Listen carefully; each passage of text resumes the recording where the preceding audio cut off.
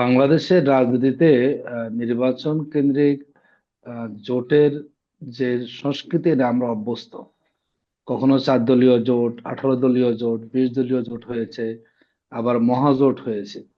এবং বাংলাদেশে নিবন্ধিত রাজনৈতিক দল 60-এর উপরে। আমরা দেখি নির্বাচন কেন্দ্রিক এই দলগুলোর প্রতি বড় দলগুলোর একটা আগ্রহ তৈরি হয়ে যায়, এবং তারাও কিছু সুবিধা নেওয়ার চেষ্টা করেন নির্বাচনে। তারা বিজয়ী হয়ে পার্লামেন্টে যেতে চান। যে এবারে যেই আমরা জোটের কথা বলছি, এটা নিঃসন্দেহে অনেক বেশি তাৎপর্যপূর্ণ। বিশেষ করে বিগত 6 মাস থেকে জামাত ইসলামী সহ সমমনা 8টি দল তারা একই প্ল্যাটফর্মে থেকে বিভিন্ন কর্মসূচি পালন করেছেন, এবং একসাথে সমঝোতার ভিত্তিতে এক ব্যালট বক্সে ভোটের ব্যাপারে সেখানে তারা জনগণকে ধারণা দিয়েছেন। শেষ দিকে সেই 3টি দল যোগ হয়ে এখন 11 দল হয়েছে। এবং আপনি যথার্থই বলেছেন, এনসিপি এখানে যুক্ত হয়েছে, আহ আপনার এলডিপি যুক্ত হয়েছে এবং এবি পার্টি যুক্ত হয়েছে। আলোচনা আসছে যে আমাদের এনসিপিটা নিয়ে বেশি আলোচনা আমরা লক্ষ্য করেছি।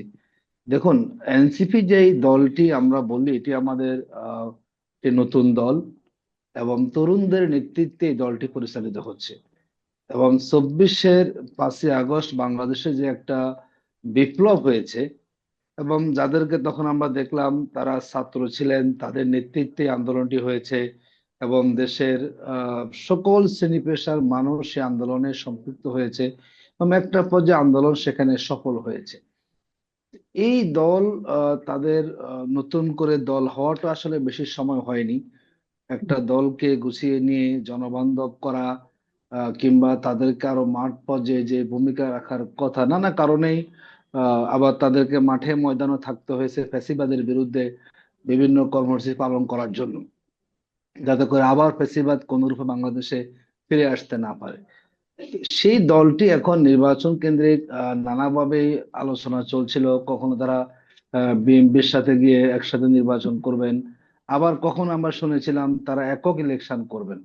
তারা 3 দলীয় একটা জোটও তারা গঠন করেছেন। শেষ দিকে এসে বিশেষ করে আমরা বলবো যে শরীফ ওসমান হাদির যে হত্যাকাণ্ডটা ঘটেছে, তারপরে দৃশ্যপটটা পরিবর্তন হয়েছে। এবং তাদের কাছে হয়তো মনে হয়েছে যাদের নেতৃত্বে বাংলাদেশের জুলাই আন্দোলন হয়েছে, এবং তাদের নিরাপত্তার ক্ষেত্রে তারা কিছুটা আশঙ্কা পোষণ করেছেন।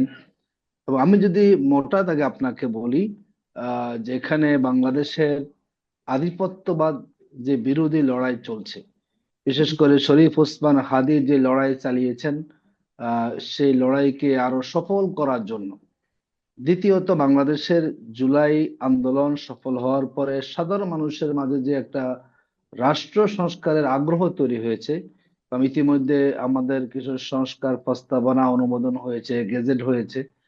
হয়তো তাদের কাছে মনে হয়েছে যে আগামী দিনের আমাদের জুলাই চেতনাকে ধরে রাখা, রাষ্ট্র সংস্কারকে সফল করা, এবং সামনে গণভোটের ইস্যু আমাদের দেশে আছে, এবং সব মিলেই যারা জুলাই আন্দোলন করেছেন তাদের নিরাপত্তা, তাদের ভবিষ্যৎ, তাদের